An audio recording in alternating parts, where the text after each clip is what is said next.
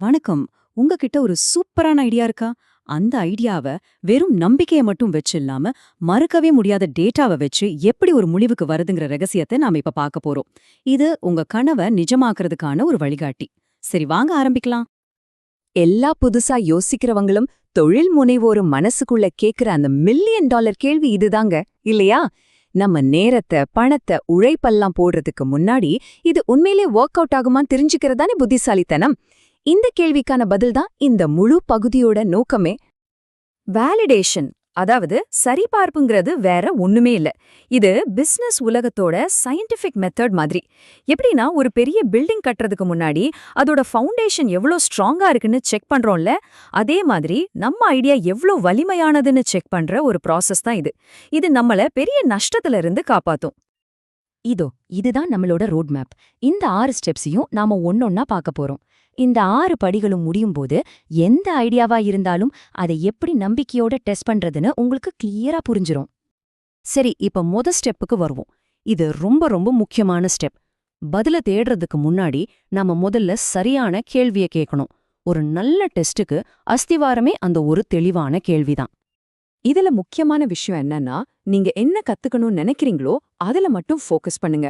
ஒரே நேரத்துல எல்லாத்தையும் ப்ரூவ் பண்ண நினைச்சா கடைசில ஒரே கன்ஃபியூஷன் தான் ஆகும்.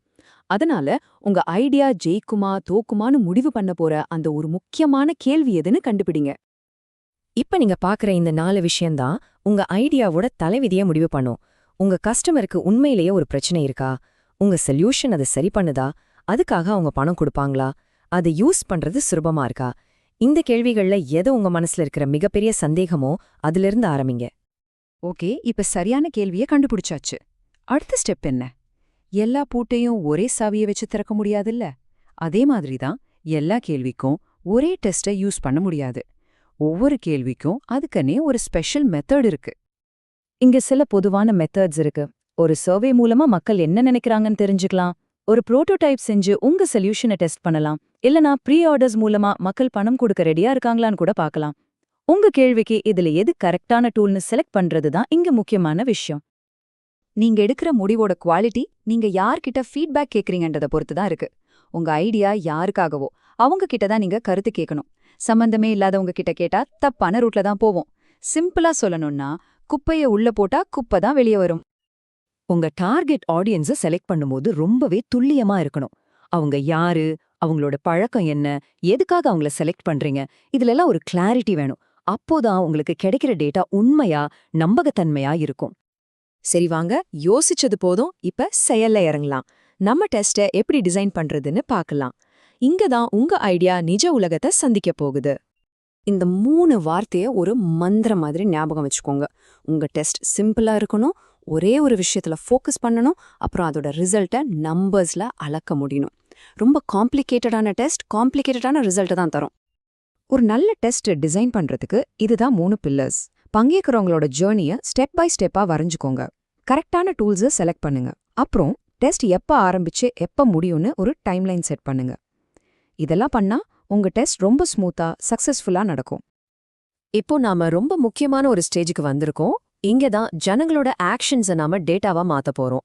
நல்லா ஞாபகம் வச்சுக்கோங்க, மக்கள் என்ன சொல்றாங்கன்றதை விட அவங்க என்ன செய்றாங்கன்றது தான் 1000 மடங்கு முக்கியம். அந்த செயல்களை தான் நாம இங்க மெஷர் பண்ண போறோம். இந்த நம்பர்ஸ உங்க ஐடியாவோட வைட்டல் சைன்ஸ்னு கூட சொல்லலாம். எத்தனை பேர் இன்ட்ரெஸ்ட் காட்டினாங்க, அதுல எத்தனை பேர் அடுத்த ஸ்டெப்க்கு போனாங்க, எத்தனை பேர் பணம் கொடுக்க ரெடியா இருந்தாங்க, அவங்க திரும்பவும் வராங்களா, இந்த மாதிரி மெட்ரிக்ஸ் தான் உங்க டெஸ்டோட கதைய சொல்லும். இப்போ நாம இந்த ப்ராசஸோட கிளைமேக்ஸ்க்கு வந்துட்டோம். ஆமா, தி மொமெண்ட் ஆஃப் ட்ரூத். நமக்கு கிடைச்ச டேட்டாவை வச்சு ஒரு ஸ்மார்ட்டான முடிவெடுக்க வேண்டிய நேரம் இது. இது ஒரு கோல்டன் ரூலுங்க. டெஸ்ட்டை ஆரம்பிக்கிறதுக்கு முன்னாடியே சக்சஸ்னா என்ன, ஃபெயிலியர்னா என்னன்னு நம்பர்ஸ்ல கிளியரா முடிவு பண்ணிடுங்க. உதாரணத்துக்கு, 100 பேர்ல 15 பேர் பே பண்ணா இது சக்சஸ். இப்படி பண்றதுனால நமக்கு வேணுங்கிற ரிசல்ட் மட்டும் பார்க்குற இந்த கன்ஃபர்மேஷன் பயாஸ்ல இருந்து தப்பிச்சிக்கலாம். இங்க 2 வழிதான் இருக்கு. உங்க டெஸ்ட்ல ஜெயிச்சிட்டீங்களா? சூப்பா, தைரியமா அடுத்த ஸ்டெப்புக்கு போங்க. ஒருவேளை தோத்துட்டா கவலையே படாதீங்க. அது ஒரு முடிவில்ல, அது ஒரு பாடம். தோல்விங்கிறது உங்க நேரத்தையும் பணத்தையும் காப்பாத்தின ஒரு ஸ்மார்ட்டான முடிவு. அதிலிருந்து கத்துக்கிட்டு உங்க ஐடியாவை இன்னும் பெட்டர் ஆக்குங்க. இல்லனா வேற ஒரு வழியை யோசிங்க. சரி, இந்த 6 ஸ்டெப்ஸையும் ஒரு தடவை வேகமா ரீகேப் பண்ணிடலாம். கேள்வி, method, participants, test design, metrics, அப்புறம் முடிவு. இந்த ஃப்ரேம்வொர்க்கை மட்டும் ஞாபகம் வச்சுக்கிட்டீங்கன்னா எந்த ஐடியாவா இருந்தாலும் ஒரு கிளியரான பாதையில கொண்டு போக முடியும். சரி, இதை முடிக்கிறதுக்கு முன்னாடி ஒரே ஒரு முக்கியமான கேள்வியை நீங்களே உங்களை கேட்டுக்கோங்க. நான் செலக்ட் பண்ணிருக்கிற இந்த மெத்தட் என் ஐடியாவோட மையத்துல இருக்கிற அந்த மிகப்பெரிய சந்தேகத்தை தீர்க்குமா தீர்க்காதா, இதை மட்டும் கன்ஃபார்ம் பண்ணிக்கோங்க. இந்த கேள்வியோட உங்களை நான் விட்டுறேன். உங்க ஐடியாவோட வெற்றிக்கும் தோல்விக்கும் நடுவுல நிக்கிற அந்த ஒரே ஒரு முக்கியமான அனுமானம் அது என்ன? அதை கண்டுபிடிங்க. நாம பார்த்த இந்த ஸ்டெப்ஸை யூஸ் பண்ணி அதை டெஸ்ட் பண்ணி பாருங்க. உங்க அடுத்த பெரிய வெற்றிக்கு என்னோட வாழ்த்துக்கள்.